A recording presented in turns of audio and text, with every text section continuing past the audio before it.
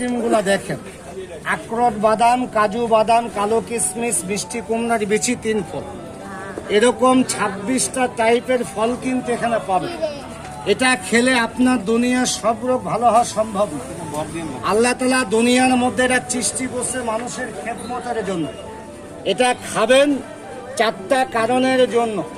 1 নম্বর কারণ চোখে কম দেখা, ঝাপসা দেখা, কুয়াশা দেখা, চোখের লেন্স কমে যাওয়া।